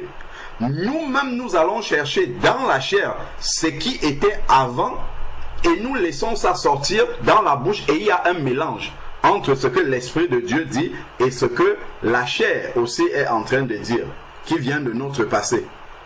Mais si nous laissons l'Esprit de Dieu filtrer ce qui sort de notre bouche, si nous nous arrêtons d'abord, parce que la prière, ce n'est pas je viens, je débite, non. Je dois m'arrêter, examiner dans ma pensée ce qui va sortir de ma bouche, et ensuite je laisse sortir. J'examine et je laisse sortir. J'examine et je laisse sortir. Et c'est pas j'examine avec mon cerveau humain. Je laisse le Saint-Esprit examiner à ma place ce qui va sortir de ma bouche ensuite. C'est vraiment important. Lorsque nous lisons dans 2 Corinthiens chapitre 5 verset 17, que nous connaissons par cœur, mais c'est pour ça que je disais que méditer c'est une chose, mais croire c'en est une autre. Regardons ce qui est écrit dans 2 Corinthiens chapitre 5 verset 17. Je suis sûr que nous tous ici, nous connaissons ce verset-là par cœur.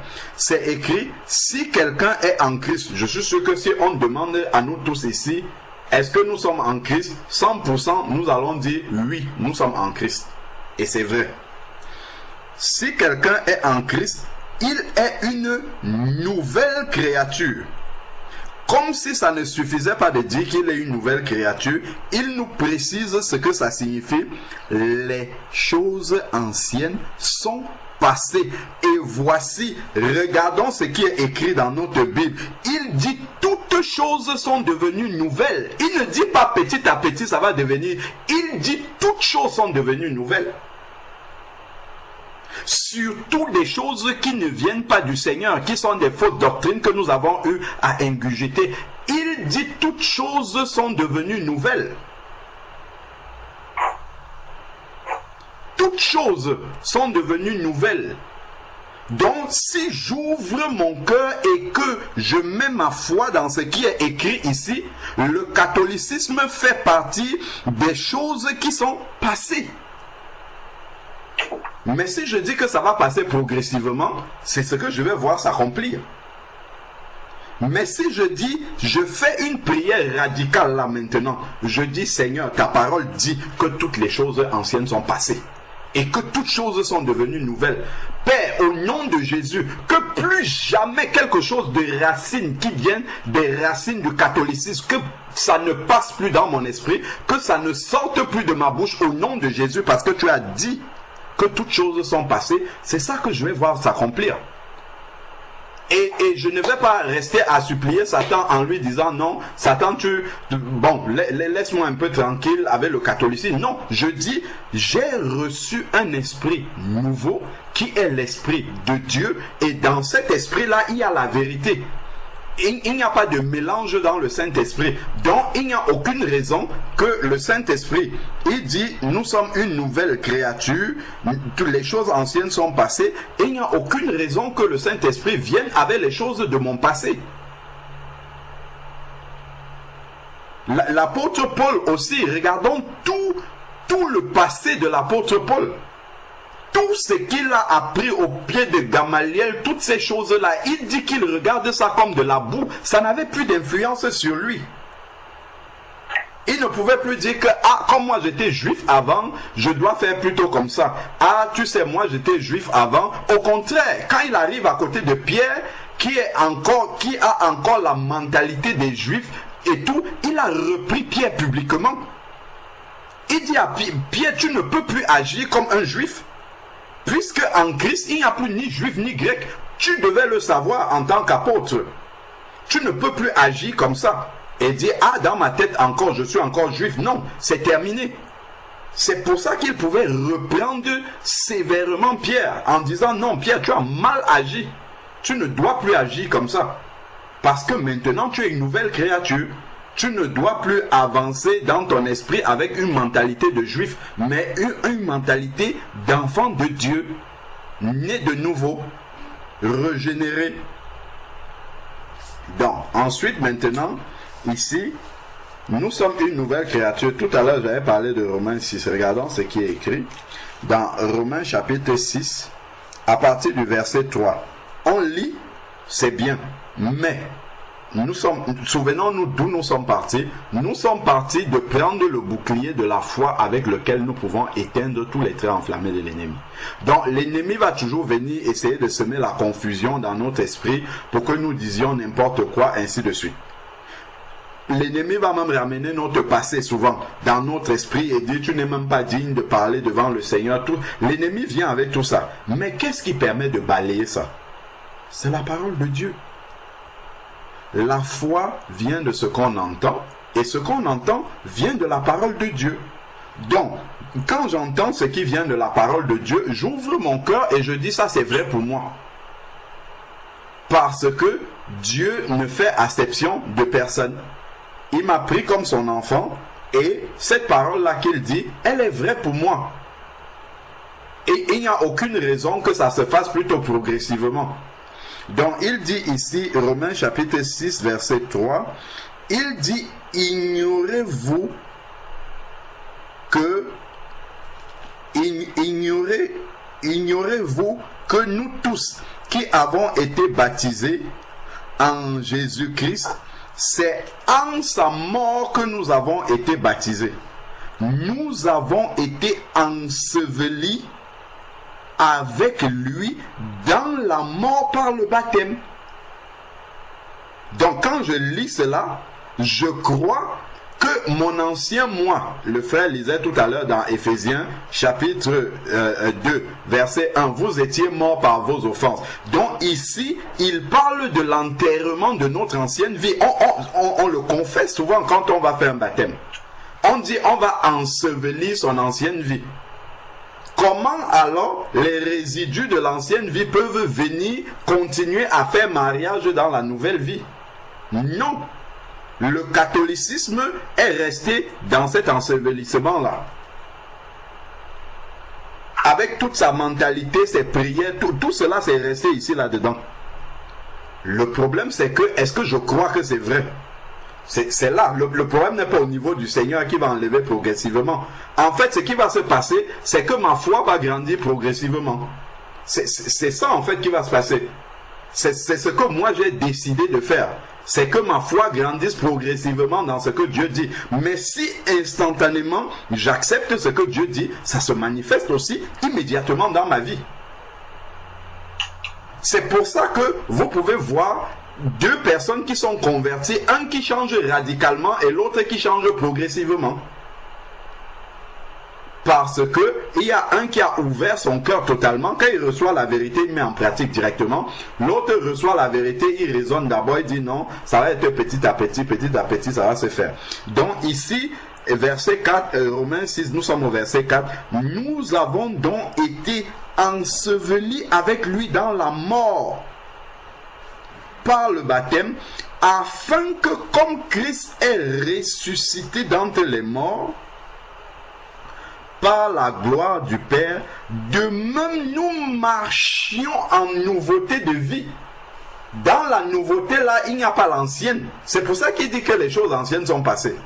Si je sors des eaux du baptême, je sors pour marcher dans la nouveauté. Il n'y a plus le catholicisme dedans. Il n'y a plus rien du passé. C'est le Saint-Esprit qui est maintenant là.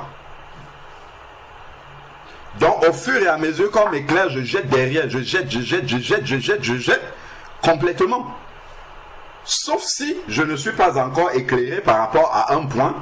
Peut-être ça peut rester encore obscur, encore que le Saint-Esprit lui-même commence déjà à censurer, même si je n'ai pas encore reçu l'enseignement. Il y a des choses que le Saint-Esprit commence déjà à censurer. Donc, il dit que au verset 5, en effet, si nous sommes devenus une même plante avec lui en conformité à sa mort, l'ancienne vie, nous le serons pas aussi par la conformité à sa résurrection. Nous savons que notre vieille nature, la chair, a été crucifiée avec lui. Le catholicisme qui fait partie de notre chair a été crucifié avec Christ. La question c'est, est-ce que je crois que c'est vrai pour moi? Est-ce que je crois que Christ a crucifié les rites catholiques que je pratiquais? Ou est-ce que je dis, ah bon, il a crucifié, mais, et c'est dans le mais là justement que le malin va venir s'aimer des choses. Et il va nous maintenir encore dans la captivité. Pourtant, si nous accordons, nous attachons la foi à ce que nous sommes en train de lire ici, nous savons que notre vieille nature a été crucifiée avec lui. Amen. Seigneur, je viens d'apprendre que j'ai été délivré du catholicisme et que c'est crucifié pour moi. C'est fini. J'obtiens ma délivrance. Par la foi, dans ce que je lis là, j'obtiens ma délivrance. Je dis, ah Seigneur, je ne savais pas que c'était fait. Ah, c'est fait, je n'ai plus rien à faire. J'ai juste à croire que c'est fait. Donc ici, il dit, a été crucifié afin que le corps de péché soit réduit à l'impuissance et que nous ne soyons plus esclaves du péché. Parmi les péchés, il y a confesser des paroles qui ne sont pas la parole de Dieu. C'est un péché de confesser des paroles qui ne sont pas la parole de Dieu. Tout cela a été crucifié. Donc, il y a un travail dans la foi à croire que le Seigneur a vraiment nettoyé tout ça. Nettoyé en faisant de nous une nouvelle créature sans mélange entre l'ancien et le nouveau. Croire que ça a été balayé. Et puis maintenant, croire que je peux, peu importe mon passé, que j'ai été catholique, musulman, animiste, n'importe quoi, dès l'instant que je suis devenu un enfant de Dieu, j'ai reçu un esprit nouveau et c'est cet esprit-là qui me communique la vérité que je dois mettre en pratique. Sans plus m'attacher à mon passé, sans plus m'attacher à moi, j'étais ceci avant. Je crois simplement que je suis une nouvelle créature et que l'Esprit de Dieu vient pour me conduire dans toute la vérité. À partir de ce moment-là, le passé n'a plus aucune influence sur moi. Bon, je lis maintenant quelques versets pour appuyer encore ce que le frère était en train de dire par rapport au purgatoire qui n'existe pas dans la parole de Dieu, tel qu'on l'a vu. Regardons, il y a des versets clairs que Jésus a cités aussi. Si nous regardons dans Marc chapitre 2, verset 10. Marc chapitre 2, verset 10. Il y a quelque chose que Jésus dit dans ce verset-là, et on peut passer sans prêter attention. Il y a une expression qu'il a utilisée ici. Mais il faut lire le verset bien attentivement pour voir ça. Marc chapitre 2, verset 10. C'est Jésus qui était sur le point de guérir un paralytique. Et il y avait les pharisiens qui étaient là en train de s'indigner.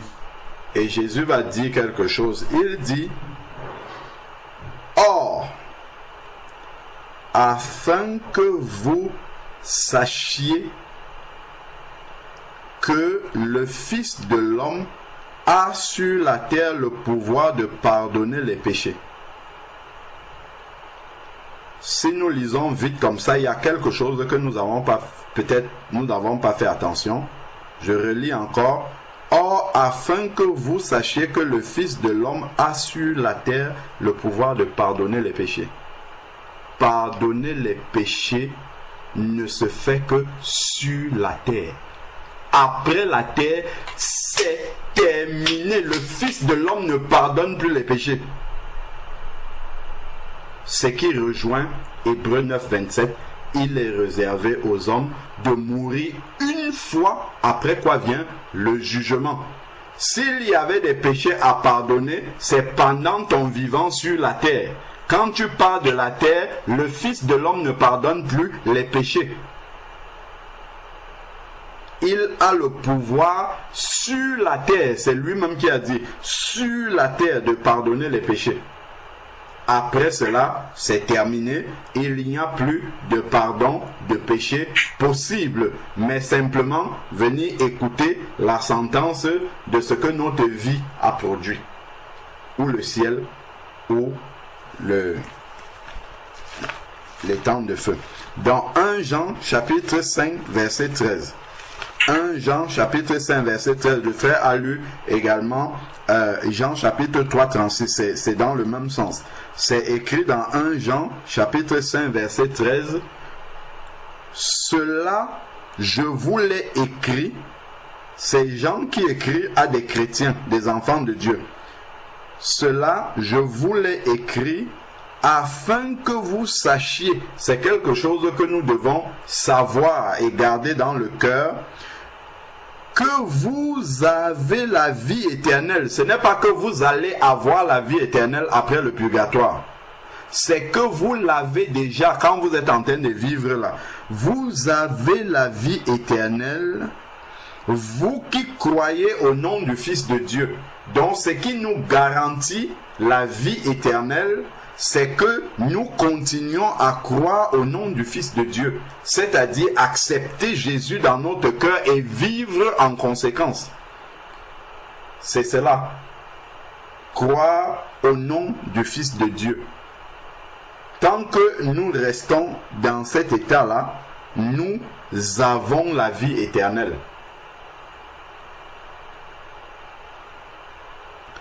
Enfin maintenant, regardons dans Actes chapitre 7 ce que Étienne dit lorsqu'il meurt. C'est similaire à ce que le frère citait lorsqu'il parlait du brigand. Lorsque le brigand meurt à la croix, Jésus lui dit, aujourd'hui tu seras avec moi au paradis. Il ne lui dit pas, tu vas d'abord aller m'attendre dans un lieu intermédiaire et on se verra à la fin des temps. Regardons ici Étienne, Acte chapitre 7 verset 59. Acte 7 59. Lorsqu'on a lapidé Étienne, il lapidait Étienne qui priait et disait, regardons ce que Étienne dit. Avant de lire ce que Étienne dit, revenons un peu au verset 55. C'est important. Puisqu'on parlait de la prière, de voir comment, lorsque quelqu'un est dirigé par l'Esprit de Dieu, comment est-ce que le Saint-Esprit parle au travers de lui, et le Saint-Esprit ne fait pas d'erreur, il ne peut pas introduire les purgatoires et tout ça. Regardons déjà au verset 55, Mais Étienne, rempli du Saint-Esprit, fixa les yeux vers le ciel et vit la gloire de Dieu et Jésus debout à la droite de Dieu.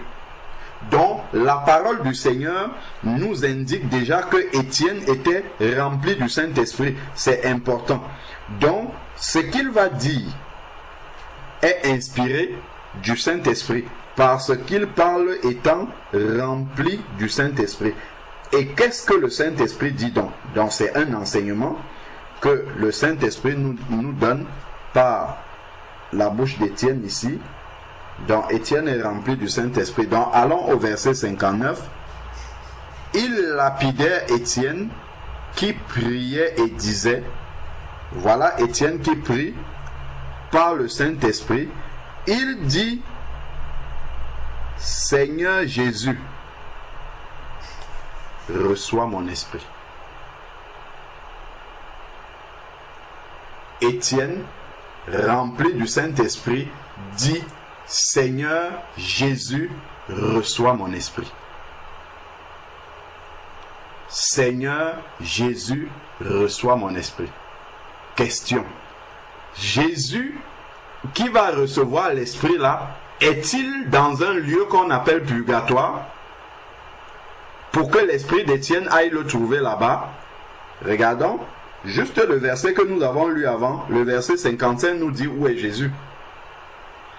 Mais Étienne, rempli du Saint-Esprit, fixa les regards où? Vers le ciel, et c'est dans le ciel qu'il vit la gloire de Dieu et Jésus debout. Donc l'esprit d'Étienne est allé au ciel, là où Jésus est, pas au purgatoire. Il n'y a pas de purgatoire. L'esprit d'Étienne est allé immédiatement au ciel. Son corps va être mis dans la terre, c'est ce que les versets nous disent, que les hommes pieux sont allés enterrer Étienne. On a mis son corps dans la terre, mais son esprit est allé retrouver le Maître. C'est pour ça que l'apôtre Paul, dans un passage, je crois que le frère a lu tout à l'heure, il dit, je gémis dans cette tente-ci, voulant retrouver ma tante qui est là-haut. C'est-à-dire que son esprit, c'est son esprit, même si la chair était dans la souffrance, mais son esprit avait envie de retrouver le Seigneur là-haut. Pas d'aller dans un lieu intermédiaire appelé purgatoire, mais c'est d'aller directement vers le Seigneur. Donc, ici, on nous dit bien que l'esprit d'Étienne va vers le Seigneur. Seigneur Jésus, reçois mon esprit, puis se mit à genoux, s'écria d'une voix forte, Seigneur, ne les charge pas de ce péché. Et après avoir dit cela, il s'endormit. Donc, voilà ce que Étienne a vécu, et c'est exactement la même chose que Jésus a vécu. Si nous lisons dans Luc chapitre 23, et on va finir par là, Luc 23, 46. Luc 23, 46, lorsque Jésus s'est endormi, ce sont les mêmes paroles qui sont sorties de sa bouche. Luc 23, verset 46.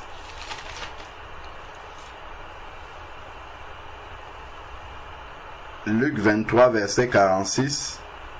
Jésus s'écria d'une voix forte, Jésus est le chemin, la vérité et la vie. Donc il inaugure le chemin par lequel tous les enfants de Dieu après vont passer. Tous ceux qui sont nés de nouveau en Jésus-Christ, souvenons-nous de Romains 8, verset 29, où on nous a dit que à ceux qu'il a choisis, il les a prédestinés à être semblables à l'image de son Fils, afin qu'il soit le premier-né d'un grand nombre de frères. Donc, il est le premier-né, il est comme le moule dans lequel tous les autres frères vont passer. On va prendre la même forme dans ce moule, c'est-à-dire qu'on va suivre le même chemin. Donc Jésus-Christ ici, le chemin par lequel il est passé là pour la mort, c'est le même chemin par lequel nous allons passer. Je ne parle pas de la manière dont il est mort, mais je parle de ce qui suit là, après sa mort. Jésus s'écria d'une voix forte, Père, reçois mon esprit entre tes mains. Les mains du Père sont-ils dans un lieu intermédiaire appelé purgatoire ou bien le Père est-il dans le ciel? La réponse, elle est évidente. Notre Père qui est dans la prière que Jésus a enseigné à ses disciples, notre Père qui est aux cieux. Notre Père qui est dans les cieux. Donc le Père est dans les cieux, il n'est pas au purgatoire. Il dit, Père, reçois, je remets mon esprit entre tes mains. L'esprit de Jésus est parti immédiatement au ciel. Et il y a encore une fausse prière qui est dite même chez les protestants dans la confession de foi. Je crois en Dieu, le Père Tout-Puissant. Voilà des choses encore. Moi, j'étais protestant. C'est des choses que je récitais aussi quand j'étais au catéchisme et tout ça. Mais ce sont des choses que j'ai abandonnées en lisant la parole de Dieu. Notre Père qui es aux cieux, que ton nom soit sanctifié, que ton règne vienne, que ta volonté soit faite sur la terre comme au ciel. Donne-nous aujourd'hui notre pain de ce jour. Pardonne-nous nos offenses, ainsi de suite. Et après, non, autant pour moi, je mélange avec la prière du Seigneur. C'est plutôt, je crois en Dieu, le Père Tout-Puissant, Créateur du ciel et de la terre. Je crois en Jésus-Christ, son Fils unique, qui a souffert sous Ponce Pilate, qui a été crucifié, qui est mort. Et après, ils disent, qui est descendu aux enfers et qui est ressuscité le troisième jour. Erreur.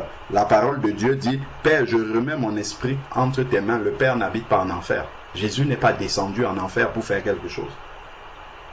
Son esprit est parti au Père.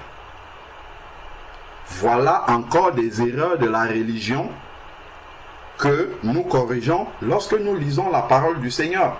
Je ne vais pas dire, moi comme j'étais protestant, je dirais toujours que Jésus est descendu aux enfers et le troisième jour il est ressuscité des morts. Non, quand je lis là, Seigneur, Père, je remets mon esprit entre tes mains et que j'ai lu dans la parole notre Père qui est aux cieux, je sais que l'esprit de Jésus est parti au ciel. Et donc, je corrige cette erreur-là en tant qu'enfant de Dieu, lecteur de la parole de Dieu. Et en disant ces paroles, il expira. Donc, voilà vraiment quelques versets supplémentaires en plus de ce que le frère a cité tout à l'heure, qui nous montrent vraiment qu'un enfant de Dieu n'a pas d'endroit intermédiaire, de même que celui qui n'est pas un enfant de Dieu, on le voit dans Luc chapitre 16 avec le riche, lorsqu'il meurt, il va directement dans le lieu de tourment, dans le séjour des morts. On voit qu'il n'est pas allé dans un endroit intermédiaire. Je crois que ça c'est clair pour nous tous. Donc maintenant, c'est vraiment de pouvoir mettre dans notre cœur que les racines du catholicisme peuvent partir instantanément si nous attachons la foi dans l'œuvre que Jésus a accomplie en nous faisant naître de nouveau. Bon, maintenant, il y a un dernier verset qui me vient à l'esprit, par lequel je vais finir. Donc, la sœur a témoigné que ce sont des restes du catholicisme. Donc, ça peut arriver, mais maintenant, nous avons un devoir. Regardons dans Hébreux chapitre 10, verset 23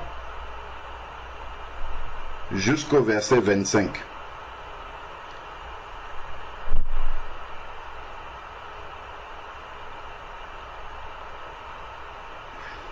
Hébreux chapitre 10, verset 23 à 25.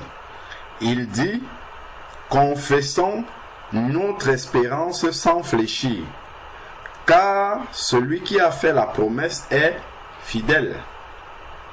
Le Seigneur est fidèle. Ensuite, il dit, veillons, c'est ce que le frère a dit tout à l'heure, veillons les uns sur les autres pour nous inciter à l'amour et aux œuvres bonnes. Veillons les uns sur les autres. Et ensuite, il dit, n'abandonnons pas notre assemblée, c'est-à-dire le fait de nous rassembler avec les enfants de Dieu. Nous ne devons pas abandonner cela, comme c'est la coutume pour quelques-uns. Mais, regardons, dans la communion fraternelle, exhortons-nous mutuellement. Et cela d'autant plus que vous voyez le jour s'approcher. Fort heureusement, par la grâce de Dieu, qu'il y a eu un enregistrement et que le frère a pu écouter la prière de la sœur Ingrid et pouvoir revenir pour l'éclairer, pour l'exhorter par rapport à ça. Mais si nous avons été présents et que nous avons entendu la sœur dire cela, elle n'est peut-être pas éclairée, le Saint-Esprit nous alerte là-dessus. Nous avons l'obligation, d'après ce verset, d'exhorter la sœur, d'autant plus que nous voyons le jour du Seigneur s'approcher. Nous ne devons pas dire Amen pour faire plaisir. Nous devons examiner ce que nous entendons et dire non, ma sœur, je ne peux pas dire Amen à cette prière, pas pour te vexer, mais parce qu'il y a ça qui doit être redressé. Si on ne peut pas expliquer, ma sœur, je te prie, je t'exhorte à te rapprocher des frères qui vont mieux t'expliquer cela. Mais je ne dis pas Amen pour faire plaisir. Parce que l'église n'est pas, comment dire, on n'est pas là pour se faire plaisir. On est là pour faire la volonté de Dieu. C'est ça. Donc, si nous avons entendu notre sœur prier comme ça, et que nous avons dit Amen, nous devons nous repentir devant Dieu. Si nous connaissons la vérité et que nous avons dit Amen, après si on était dans l'erreur, on doit aussi se repentir parce que même l'ignorance, c'est aussi un péché devant le Seigneur. Mais si nous avons entendu ce que la sœur a dit et que nous ne l'avons pas exhorté par rapport à cela, ce n'est pas bien devant Dieu parce qu'il dit que la communion fraternelle, quand il dit n'abandonnons pas notre assemblée, la communion fraternelle a pour but de s'exhorter aussi mutuellement. Si je vois que ma soeur n'a pas encore abandonné tel résidu du catholicisme, tel résidu du protestantisme, tel résidu de telle religion, je dois pouvoir l'aider avec cela. C'est pas pour rien quand quelqu'un vient et dit Seigneur, Dieu 3 fois 5, on va s'arrêter, mon frère, ma soeur. 3 fois 5, ou est-ce que c'est dans la parole? On va commencer à examiner avec lui. C'est pour pouvoir s'exhorter mutuellement. Ce n'est pas pour déranger la personne. C'est pour pouvoir s'exhorter. Ah, ma soeur, est-ce que tu as entendu ce que tu as dit dans ta prière? Regardons un peu. Ce que tu dis dans ta prière, là, tu demandes quelque chose à Dieu qu'il a déjà fait. Voici le verset qui le dit. C'est dans ce sens-là que ces exhortations-là sont faites. C'est à ça que sert la communion fraternelle. Si nous venons seulement, nous écoutons, tout ce que l'un et l'autre dit, nous disons Amen, à ce moment-là, l'ennemi vient aussi, il envoie aussi son venin au milieu de toutes les prières et de tout ce qui est en train de se faire, et nous disons Amen. Donc c'est vraiment important de rester éveillés et que nous puissions veiller les uns sur les autres. En nous exhortant, justement, en nous exhortant dans tous les sens, on peut s'encourager, on peut se corriger aussi. Quand on dit s'exhorter, c'est pas seulement corriger, on peut aussi encourager. Tiens, ma sœur Claire, je vois vraiment que le Seigneur te conduit dans la louange, persévère, continue comme ça. C'est aussi un encouragement, c'est aussi une exhortation. C'est pas toujours pour corriger, mais il faut pouvoir également redresser, corriger lorsque nous entendons quelque chose qui n'est pas inspiré du Saint-Esprit. Amen. Que Dieu nous fortifie et qu'il nous conduise à pouvoir grandir là-dedans. Amen. Amen. Amen. Amen. Amen.